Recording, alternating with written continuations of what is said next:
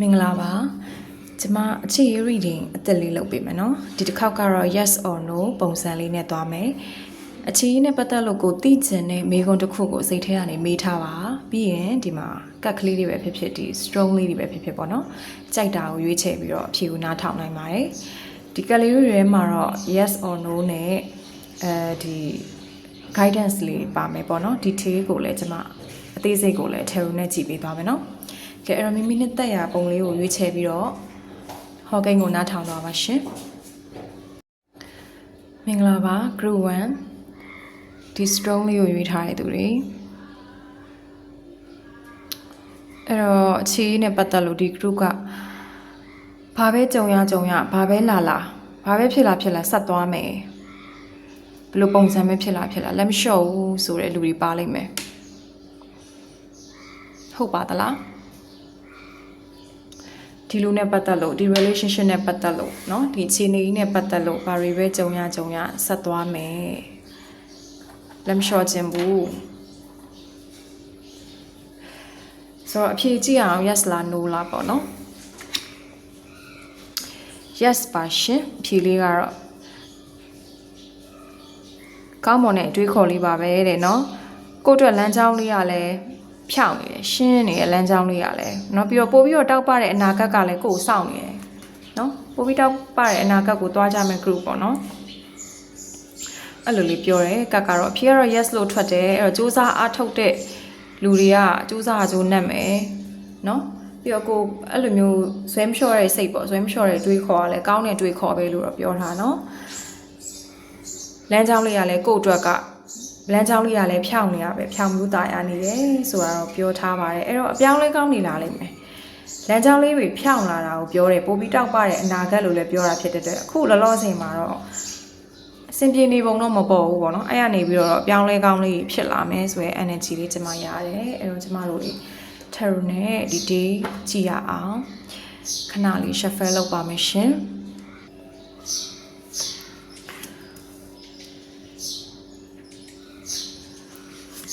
ကျမကတ်တွေပြီးအောင်ချလိုက်မယ်နော်ခဏလေးအဲ့တော့ဒီမှာလေ major ကတ်တွေနောက်တစ်ခါ5နော်ဒီမှာလဲ3 synchronize တွေပါတယ်ဒါနောက်ဆုံးကတ်ပေါ့နော်နောက်ဆုံးကတ်နဲ့သူနဲ့ကသွားပြီးတော့ match ဖြစ်နေဖိုင်1နေ sorry group 1နေအဲ့တော့ဒီ group ကsecond chance ပြန်ရမယ် group လက်မလျှော့တဲ့အတွက်ပေါ့နော်ဘာပဲကြုံလာလက်မလျှော့စူးစမ်းမှဖြစ်တဲ့အတွက်သူတို့အတွက်ဒုတိယအခွင့်အရေးပြန်ရမယ် group ဆိုလဲမမောင်းဒီမှာကျွန်မပြောမှာက any kind of situation relationship တွေပါမယ်နောက်တစ်ခါ marriage တွေပါမယ် single crush တွေပါလိမ့်မယ်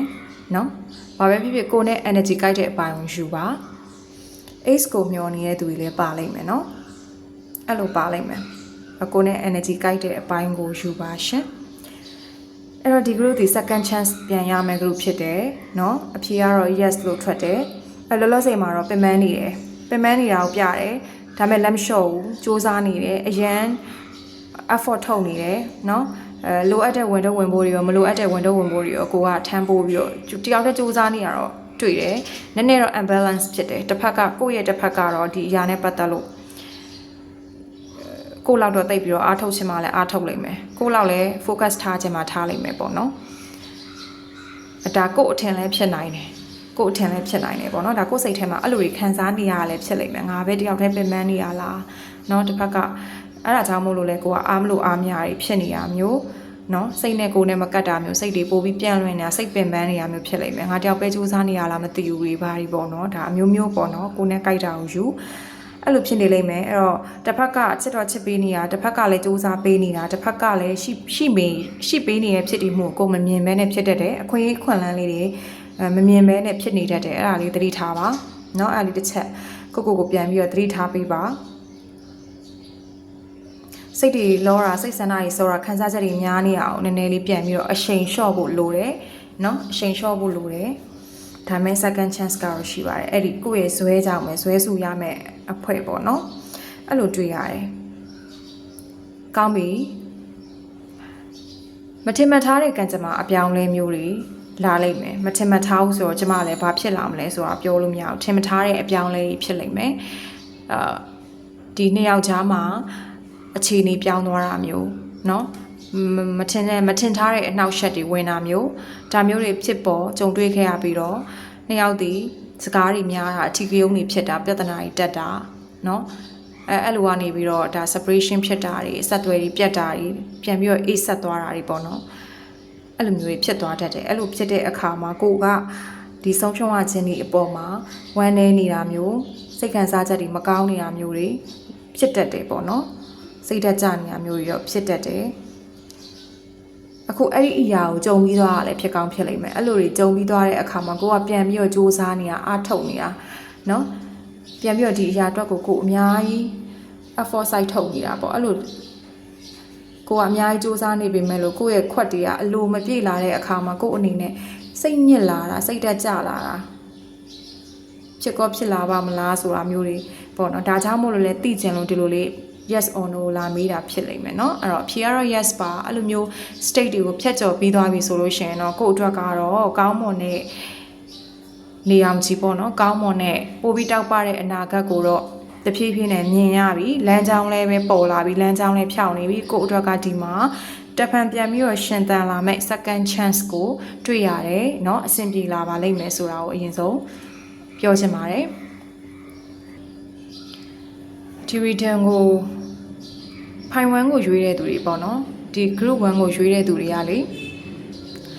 များသောအားဖြင့် relationship တွေဖြစ်လိမ့်မယ် relationship ဖြစ်ရင်ဖြစ်မဖြစ်လို့ရှိရင် X ဖြစ်မယ်เนาะဒါမှမဟုတ် married couple တွေဖြစ်လိမ့်မယ် single တို့ crush တို့မေးတဲ့သူတွေတော့ရှားလိမ့်မယ်เนาะမေးတဲ့သူတွေတော့ရှားလိမ့်မယ်ရှိမှာပေါ့เนาะဒါကျမစီမှာလူအများကြီးကြီးမှာဖြစ်တဲ့အတွက်ဒီမှာတော့ energy ပိုရတာကတော့ relationship တွေပါ relationship တွေရတယ်เนาะ X energy ရတယ်เนาะအဲ့ဒီ energy ကိုပိုရပါတယ်အဲ့တော့ဒီမှာ second chance ကဘယ်လိုပုံစံမျိုးရမလဲဆိုရင်အခြေရေးနဲ့ပတ်သက်လို့ပြန်ပြီးကန်ကောင်းလာမယ် second chance ဖြစ်မယ်ဒါမှမဟုတ်ရင်ဒီလူနဲ့ကိုနဲ့ကတကယ်ကိုအတွက်ဒီလူဒီ right ဖြစ်တယ်ဆိုလို့ရှိရင်တော့ဒီလူပုဂ္ဂိုလ်နဲ့ပတ်သက်လို့ second chance ပေါ့နော်ကိုအတွက်ဖြစ်လိမ့်မယ်ဘယ်နေရာလဲတော့မသိပေမဲ့အခြေမှာတော့ကိုအတွက်ကောင်းတဲ့လမ်းကြောင်းကပြန်ပြီးတော့ပွင့်လန်းလာပြီဆိုတာမျိုးတော့ကျွန်မပြောလို့ရတယ်เนาะပုဂ္ဂိုလ်ဆွဲနေတော့ကျွန်မမဖြေခြင်းဘူးဖြေခြင်းမဲ့လို့လဲအခြေအနေတော့ကောင်းပါတယ်အခြေအနေကောင်းပါတယ်โอเค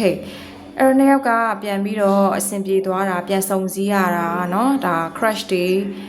single တွေဆိုလို့ရှိရင်လည်းသူနဲ့ကိုနဲ့ကပြန်ပြီးတော့အဆင်ပြေသွားတာเนาะပြန်ပြီးစကားလေးတွေပြောခွင့်ရတာ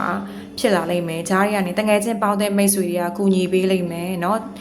တငယ်ချင်းပေါင်းတဲ့မိတ်ဆွေတွေဝင်ပြီးဖြန့်ပြေးပေးတာတွေ့ရတယ်ကူညီပေးတာတွေ့ရတယ်ပြီးရင်နှစ်ယောက်အတူတူညှိနှိုင်းတာတိုင်ပင်တာဆွေးနွေးတာအပေးယူမျှအောင်လို့ပေါ့နော်ဘလို့ကနေဘလို့ဆိုပြီးတော့စကားလေးတွေပြောကြတာမျိုးလေးတွေပြန်ပြီးတော့ဖြစ်လာမှာတွေ့တယ်ရေရှည်အတွက်ပေါ့နော်ဒါရေရှည်အတွက်တိုင်ပင်ရတာပြန်ပြီးညှိနှိုင်းဆွေးနွေးရတာတွေကြုံရလိမ့်မယ်เนาะကိုစောင့်နေတယ်ပေါ့ကိုကပြန်ပြီးတော့ကိုစောင့်ဆိုင်နေတဲ့အရာတွေအကောင့်ထဲပေါ်လာလိမ့်မယ်တစ်ဖက်ကဆက်သွယ်လာတာမျိုးတွေเนาะရောက်လာတာမျိုးတွေဒါမျိုးတွေဖြစ်လိမ့်မယ်ဒါမှမဟုတ်ရင် science တွေပြလာတာမျိုးပေါ့เนาะသူဘက်ကနေပြီးတော့ပြန်ပြီးတော့ဒါ sign လေးပြလာတာမျိုးတွေပါတယ်ပြန်ရပါလိမ့်မယ်အဲ့လိုတွေ့ရပါတယ်ကိုလိုချင်တဲ့အနေအထားမျိုးကိုဖြစ်ချင်တဲ့အနေအထားမျိုးထိတော့ဖြစ်ချင်မှဖြစ်အောင်မယ်เนาะရောက်ချင်မှရအောင်မယ်ဒါမဲ့ second chance လေးတော့ပြန်ပြီးတော့အကောင့်ထဲပေါ်လာလိမ့်မယ်အကောင့်ထဲပေါ်ခွင့်ရလိမ့်မယ်เนาะအကောင့်ထဲလည်းပေါ်လာလိမ့်မယ်အဲ့လိုတွေ့ရတယ်တပံပြန်ပြီးတော့ကိုကရှင်သန်လာတာပေါ့เนาะရှင်သန်လာတဲ့ပုံစံလေးတွေ့ရတယ်โอเคဒါကတော့ဖိုင်1အနေနဲ့ပတ်သက်လို့ yes or no reading ဖြစ်ပါတယ်အားလုံးပဲအဲ့တော့ကျင့်တတ်မယ်လို့ထင်ပါတယ်เนาะဒါကတော့ဒါ general reading မှာမိမိတို့ ਨੇ ကိုက်ညီတာကိုယူပါမကိုက်ညီတာကိုပယ်ချခဲ့ပါเนาะ personal reading ယူရှင်တော့ကျမရဲ့ Viber Telegram ကိုဆက်သွယ်နိုင်ပါတယ်ရှင်အားလုံးပဲကျေးဇူးတင် group 2လေးတွေအားလုံးပဲမင်္ဂလာပါဒီ strong လေးကိုရွေးထားတဲ့သူတွေဒီ group ကတော့နည်းနည်းလေးစိုးရိမ်နေတဲ့ group ပေါ့နော် ဒီလိုကကိုယ့်အတွက်ကောင်းပါလားယုံရပါမလားနော်သူနဲ့ငါနဲ့ရှေ့ဆက်ပြီးတော့အဆင်ပြေပါမလားငါဖြစ်ချင်တာတွေဖြစ်ရပါမလားငါလှုပ်သိင်ရလားဟေးဒါမျိုးလေးတွေစိုးရိမ်နေတဲ့သူတွေပါလိမ့်မယ်နော်တစ်ဖက်နဲ့ပတ်သက်လို့ဟုတ်ပါသလားရှင်ဒီလိုလူမျိုးတွေတွေ့ရပါတယ်အဲ့တော့အဖြေက yes လား no လားကျမတို့တွေကြည့်ရအောင်အော် yes ပါရှင် yes ပါနော်ကိုယ့်ရဲ့လေထိုးထွင်းသိမြင်မှုကိုယ့်ရဲ့ထိုးထွင်းသိမြင်မှုကိုယ့်ရဲ့အတွင်းစိတ်အသိဉာဏ်ကကိုယ့်ရဲ့ရွေးချယ်မှုတွေကိုလမ်းပြပေးလိမ့်မယ်ဒီကျမခုနပြောရနေတူတယ်နော်ဥပမာပေါ့နော်ပြောချင်တာကိုကဘာဆက်လုပ်ရမလဲဆိုတာမျိုးကိုနှလုံးသားကိုနှလုံးသားဆန္ဒအောင်နားထောင်လို့ရတယ်ပေါ့ပြီးတော့ကိုကလေစဉ်းစားချင့်ချိန်နိုင်စွမ်းလည်းရှိတယ်ထိုးရင်းသိမြင်မှုကလည်းရှိနေပြန်နေဆိုတဲ့အခါကျတော့ဒါကိုသိချင်မှသိလိမ့်မယ်ကိုမှအဲ့လိုမျိုး power လေးတွေရှိရပေါ့နော်အဲ့ခါကျတော့ကိုကဒီလမ်းကိုရွေးချယ်လိုက်တယ်ဒီလိုကိုယုံကြည်လိုက်တယ်အဲ့လိုမျိုးယုံကြည်မှုရွေးချယ်မှုကမှန်သွားလိမ့်မယ်အခုလူတယောက်နဲ့ပတ်သက်လို့ပဲဖြစ်ဖြစ်အကြောင်းအရာတစ်ခုနဲ့ပတ်သက်လို့ပဲဖြစ်ဖြစ်ကိုကဒါမတင်မကြဖြစ်နေရမျိုးအခုရွေးချယ်ရခက်နေရမျိုးဆိုရင် yes တဲ့လုပ်လို့ရတယ်ရွေးလို့ရတယ်ဒီလိုမျိုးငါလုံးလိုက်တာမှန်ရဲ့လားဒီလူကိုယုံလိုက်တာမှန်ရဲ့လားဆိုရင်လည်း yes ပါမှန်တယ်နော်ကိုယ့်ရဲ့ဒီအတွင်းစိတ်ကအဖြေကိုသိပြီးသားဖြစ်လိမ့်မယ်ဆိုတော့သူတို့ကပြောထားတာသူတို့ကထောက်ခံပေးထားတာပေါ့နော်တကယ်အကြောင်းအရာတွေတစ်ခုခုဖြစ်လာလို့ရှင်လဲကိုယ်တကယ်လမ်းပြမှာဒီကိုယ့်ရဲ့ထိုးထွင်းဉာဏ်နဲ့ကိုယ့်ရဲ့ intuition နဲ့နော်ကိုယ့်ရဲ့အတွင်းစိတ်ပေါ့နော်အတွင်းကသိဉာဏ်စစ်အဲ့ဒီစစ်ကပဲလမ်းပြမှာဖြစ်တယ်ဆိုတာမျိုးဒီမှာ guidance ပေးထားပါတယ်ရှင်ကျမတို့ edit ကြည့်ရအောင် tarot လေးနဲ့အဲ့တော့ shuffle လုပ်ပြီးပြန်လာခဲ့ပါမယ်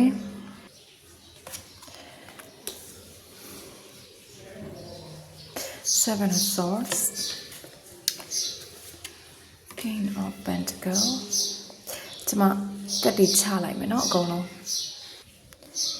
ကဲဒီမှာပြောချက်ရှိရတော့နောက်ဆုံးပိတ်အိတ်နဲ့လွယ်တဲ့ကတ်ဒီကတ်ကိုပြောချက်ရှိရယ်เนาะဒါနဲ့ပတ်သက်ပြီးတော့ကျမနောက်ထပ်ပြီးတော့ clarify လုပ်ပေးရလိမ့်မယ်ဖိုင်ထူးတွေအရန်ကိုမှစဉ်းစားကြတဲ့လူတွေအရန်အတွေးများတဲ့ပုံကိုယ်တွေအရန်အတွေးလွန်တဲ့သူတွေပါမယ်ဒီထဲမှာเนาะရန်ခေါင်းမာတဲ့သူတွေလည်းပါလိမ့်မယ်ချီရင်းနဲ့ပတ်သက်ရင်ပဲဖြစ်ဖြစ်တစ်ဖက် partner နဲ့ကိုယ်နဲ့ဒီ unhealthy ဖြစ်နေတာเนาะအဲ့ဒါကြီးပါလိမ့်မယ်ဒါပေမဲ့ဖြစ် yes လို့ထွက်ထားတယ်လေဘာလို့ yes လို့ထွက်ထားရလဲဆိုတော့ဒါပြောချင်တာဒီအရာတွေကိုကိုယ့်ရဲ့ wisdom နဲ့ကြော်ဖြတ်နိုင်သွားလိမ့်မယ်လေကြော်ဖြတ်နိုင်သွားမယ်ဆိုတော့ပြောချင်တာအဓိကတော့เนาะဒါကြောင့်မလို့လဲ yes လို့ထွက်တာပေါ့ဟုတ်ပြီအဲ့တော့ဒီမှာလဲ any kind of situation မှာမိမိနဲ့သက်ဆိုင်တာကိုယူပါเนาะ relationship married couple single rs single crush ပြီးတော့ ex ကိုစောင့်နေတဲ့သူတွေမျှော်နေတဲ့သူတွေ ex အကြောင်းသိချင်တဲ့သူတွေပေါ့เนาะ relationship married တွေပဲပို့တွေ့ပါတယ် single rs တွေ ex တောင်သိမတွေ့ဘူးเนาะဒီက relationship နဲ့ marriage တွေတမားများလိမ့်မယ်သက်ဆိုင်တာကိုယူပါရှင်ဒီ group ကတော့အခြေနဲ့ပတ်သက်လာလို့ရှင်ဘဝရောအချစ်ရောလက်တွေ့ကြတိဆောက်ကြတဲ့သူတွေဖြစ်ပါတယ်เนาะစိတ်ကူးရင်စံတာတွေဘာတွေတိတ်မပါဘူးနောက်ပြီးတော့ဒီအချစ်ဆိုလဲအချစ်ကိုပဲ focus ထားပြီးတော့အာယုံစိုက်ပြီးတော့အချစ်ကိုယူသွတ်နေတာမျိုးရောမပါဘူးကိုအတွက်လည်းကြည့်တယ်လက်တွေ့လည်းကြားတယ်အဲ့လိုမျိုးပေါ့နော်တခုရှိတာကတော့နည်းနည်းလေး control လုပ်ချင်တယ်နော်နည်းနည်းထိန်းချုပ်ချင်တယ်တော်တဲ့ကောင်းမွန်တဲ့ကောင်းမွန်တဲ့ power တွေ ability တွေရှိတော့ညာလဲပဲအရန်အတွေးလွန်တယ်နော်အရန်အတွေးလွန်တယ်အရန်ကောင်းပါတယ်တခုမြန်ကိုတန်တရားထားပြီးဟဲ့ဆိုအဲ့တန်တရားကိုဆွဲကင်ထားတဲ့ပုံပုံမျိုးတွေဖြစ်လိမ့်မယ်ဒီအချက်ကိုပြင်ဖို့လိုအပ်တယ်ပြီးတော့နှစ်ယောက်ကြားမှာနည်းနည်း unhealthy ဖြစ်စရာလေးတွေဖြစ်တတ်တယ်ပေါ့နော်ဖြစ်ခဲ့တာလည်းဖြစ်လိမ့်မယ်ဒါကြောင့်မို့လဲကွာမယုံရဲတာပေါ့နော်တစ်ဖက်ကနည်းနည်း cheat လောက်တာcheating လောက်တာပေါ့နော်နည်းလိမ်ညာတာဖုံးကွယ်တာမသိအောင်နော်မသိအောင်မျိုးပြဿနာတွေမဖြေရှင်းမဲရှောင်ထွက်တာမျိုးပေါ့နော်အဲ့လိုမျိုးပေါ့အဲ့ဒါလေးဖြစ်လိမ့်မယ် ဖြစ်ခဲ့လိမ့်မယ်ပေါ့နော်အဲ့လိုဖြစ်ခဲ့လို့လဲကိုကဒီလူနဲ့ဆက်သွားရပါမလားဒီလူကကိုယ့်အတွက်ကောင်းပါမလားပြန်ပြီးအဆင်ပြေနိုင်ပါမလားကိုမေးတာပေါ့နော်ဒါပေမဲ့ကိုကလည်းကိုယ့်ရဲ့စဉ်းစားဆင်ခြင်ဉာဏ်နဲ့နော်ကိုယ့်ရဲ့အတွင်းစိတ်ကလည်းအားကောင်းတဲ့အတွက်ကြော်လဲကြော်ဖြတ်နိုင်လိမ့်မယ်အစင်လဲပြေလိမ့်မယ်ဆက်လဲသွားနိုင်လိမ့်မယ်တစ်ဖက်ကလည်းပြုပြင်ပြောင်းလဲလာမယ်ဆိုတာမျိုးတွေ့ရပါတယ်အဲ့တော့နှစ်ယောက်ကြားမှာတွေးတွေများနေတာတန်တရားတွေများနေတာနော်မဖြည့်ရှင်းရသေးတဲ့ပုံစံတွေမဖြည့်ရှင်းရသေးတဲ့ပြဿနာတွေရှိနေတာအဲ့လိုမျိုးတွေရှိရဆိုလို့ရှိရင်ကောင်းမွန်တဲ့ clarity တစ်ခုရလိမ့်မယ်ဖြည့်ရှင်းလာတာဖွင့်ပြောလာတာထုတ်ပြောလာတာရှင်းလင်းသွားတာမျိုးเนาะဒါမျိုးရလိမ့်မယ်ဒီမှာเนาะဒါကလည်းသူစိတ်အားထက်တန်တန်နဲ့ပေါ့နော်ကို့အတွက်စိတ်အားထက်တန်တန်နဲ့သူကိုယ်တိုင် action ယူလာတာပေါ့နော်အဲ့ဒါမျိုးမြင်ရတယ်เนาะတစ်ဖက်နဲ့တစ်ဖက်ပေါ့နော်တစ်ဖက်လူကကို့အတွက်ကိုအဲ့လိုမျိုးစိတ်အားထက်တန်တန်နဲ့ action ယူလာတာဖွင့်ပြောလာတာရှင်းလင်းလာတာကြိုက်တွေဖြည့်ရှင်းပေးလာတာမျိုးပေါ့နော်အဲ့လိုတွေ့ရတယ်နောက်ပြီးတော့ဒီလက်တွေ့ကြစ조사အားထုတ်နေတာအကောင့်ထဲပေါ်နေတာမြင်တယ်ပြီးတော့နှစ်ယောက်ကြားမှာဒါ celebration လေးတွေပေါ့နော်ပျော်ပွဲရွှင်ပွဲလေးတွေအခမ်းအနားတွေဂုဏ်ပြုအခမ်းအနားတွေပါတွေ့ရတယ်ဒီအရာတွေအတွက်ကိုပဲသူကတေချာလေး focus ထားပြီးတော့လက်တွေ့ကြစနဲ့ဘဝအကောင့်ထဲပေါ်စူးစမ်းနေရလဲမြင်တယ်သူတယောက်ထဲလားဆိုမဟုတ်ဘူးကိုလည်းအဲ့လိုမျိုးပဲပေါ့နော်မင်းနဲ့ဒါအရေးချင်းရှိကြတယ်အရေးသွေးရှိကြတယ်စုံတွဲတွေဖြစ်လိမ့်မယ်နော်အဲ့နှစ်ယောက်ကြားမှာဒါအခမ်းအနားလေးတွေပွဲလန်းသဘင်လေးတွေလည်းမြင်တယ်ဆိုတော့ဒီနည်းနည်းလေးတပ်ပါတီကိစ္စလေးတွေတွေ့တယ်တပ်ပါတီကိစ္စဆိုတာကဖောက်ပြန်တာတခြားလူတယောက်နဲ့တွဲနေရဇရားတွေရှုပ်တာမျိုးထက်ခြားလူတွေဝင်တာနော်ဂျားလူတွေဝင်တာနောက်တစ်ခါဒီငွေရေးကြေးစီးပွားရေးကိစ္စတွေကတပ်ပါတီအနေနဲ့ဝင်နေတာနောက်ပြီးတော့ဒီမှာကိုယ့်ရဲ့မရှင်းလင်းတဲ့အတွေးတွေတန်တရားစိတ်တွေနော် control issue တွေကတပ်ပါတီအနေနဲ့ဝင်တာမျိုးပေါ့နော်ဒါမျိုးတွေတွေ့တယ်အဲ့ဒီအရာတွေကနေကြော်လွှားနိုင်မလားဆို yes ပါကိုယ့်ရဲ့ကောင်းတဲ့စိတ်ကောင်းရဲ့ကိုပြန်ပြီးတော့ထိန်းချုပ်နိုင်တဲ့စိတ်เนาะဟိုဒီအတွင်းစိတ်ပေါ့เนาะကိုယ့်ရဲ့ထိုးတွင်းသိမြင်ဉာဏ်ကိုပြန်ပြီးစင်ကျင်သုံးသပ်နိုင်တဲ့ဉာဏ်နဲ့ကြော်လာနိုင်လိမ့်မယ်เนาะအဲ့လိုတွေ့တယ်ဒီ group က stable ဖြစ်တဲ့ group ပါ stable ဖြစ်ပေမဲ့ဘာတွေကအဓိကဖြစ်နေရလဲဆိုတော့ဒီပေါ့เนาะဒီမှာတွေ့တယ်မလားเนาะအဓိကကတော့ဒီအတွေးတွေများတာနဲ့တန်တရားများတာနဲ့နောက်တစ်ခါဒီမထင်မဲ့ဖဲနဲ့ဝင်တတ်တယ်ဝင်ရှုပ်တဲ့တပ်ပါတီတွေကြောင့်ပေါ့နော်ဒါတွေကြောင့်ဖြစ်နေတာပေါ့ဒါပေမဲ့နှစ်ယောက်ကခိုင်နေတယ်စိတ်အားထက်သန်မှုလည်းရှိတယ်နော်ရင့်ကျက်မှုလည်းရှိတယ်တည်ငြိမ်မှုလည်းရှိတယ်တယောက်တယောက်တန်ဖိုးလည်းထားတယ်စေတနာလည်းထားတယ်စူးစမ်းမှလည်းတွေ့ရတယ်လေဒါကြောင့်မို့လို့အဆင်ပြေလိမ့်မယ်ဒီခြေနေတွေအားလုံးရှင်းလင်းသွားပြီးတော့ပြန်လဲအသစ်စတင်ရတာတွေပြန်ပြီးတော့သူရှင်းလင်းဖြစ်အောင်လုပ်ပေးတာတွေကိုယ့်ဘက်ကလည်းဒီစိတ်တွေအတွေးတွေရှင်းလင်းသွားပြီးတော့ဒီစိတ်စေတနာတန်နေပေါ့နော်နှစ်ယောက်အတူတူဂျာနီအသက်ကိုစတင်ရတာမျိုးတွေမြင်တယ်နော်ငွေကြေးတွေလည်းအဆင်ပြေလာဖို့မြင်တယ်တကယ်လည်းသူစူးစမ်းနေတာလဲကိုယ့်အတွက်ဆိုတာကိုဒီမှာပြောထားတယ်ထုတ်တာပြောချင်မှပြောမယ်သူဒီကိုယ့်အတွက်စူးစမ်းနေတာကိုယ့်အတွက်အလုပ်လုပ်နေတာဖြစ်တယ်နော်ကိုရီနှစ်ယောက်ရဲ့အနာဂတ်အတွက်ပေါ့နော်အဲ့လိုတွေ့ရတယ်ပြီးတော့နှစ်ယောက်အတူတူအပေးယူမျှလာလိမ့်မယ်နော်ပျော်ပျော်ရွှင်ရွှင်နေတတ်လာလိမ့်မယ်နောက်ပြီးတော့ရေရှည်အတွက်ပေါ့စဉ်းစားဆုံးဖြတ်ချက်ချရလိမ့်မယ်နှစ်ယောက်ရေရှည်ခိုင်မာဖို့အတွက်ခိုင်မာတဲ့လမ်းကြောင်းကိုစဉ်းစားဆုံးဖြတ်ချက်ချရလိမ့်မယ်ဘယ်လိုဆက်သွားကြမယ်ဘယ်လိုလုပ်ကြမယ်နော်အဲ့လိုမျိုးစဉ်းစားရမယ့်ကိစ္စတွေဖြစ်လာလိမ့်မယ်လားလာကောင်းတယ်တတိထားရမှာကတော့ကိုယ့်ရဲ့တန်တရားစိတ်တွေ control လုပ်ချင်တာတွေနော် control issue တွေဒါတွေပဲနောက်တစ်ခါကိုသွားပြီး control လုပ်လို့မရတဲ့တပ်ပါတီတွေကိုလှုပ်ချဖို့လိုအပ်တယ်ဒါတွေကကိုယ်နဲ့မဆိုင်ဘူးနော်ကိုယ်နဲ့မဆိုင်ဘူးကိုယ့်ရဲ့အတွင်းစိတ်ကိုနားထောင်ကိုယ်နှလုံးသားအတန်ကိုနားထောင်ပါနော်သူ့ကိုခွင့်ရပေးလို့လည်းရတယ်သူနဲ့ဆက်သွားလို့လည်းရတယ်เนาะအခြေအနေလည်းကောင်းလာလိမ့်မယ်ပို့ပြီးတော့လည်းခိုင်မြဲလာလိမ့်မယ်တည်မြဲလာလိမ့်မယ်ဆိုတာကိုတွေ့ရเนาะတွေ့ရပြီးသားပါကဲအဲ့တော့5-2တွေ group 2တွေစင်ပြေမယ်လို့ထင်ပါတယ်ဒါက general reading ဖြစ်တဲ့အတွက်မိမိတို့နဲ့ကိုက်နေတာကိုယူပါ personal reading ယူခြင်းတော့ကျမရဲ့ Viber Telegram ကိုဆက်သွယ်နိုင်ပါတယ်ရှင်အားလုံးပဲကျေးဇူး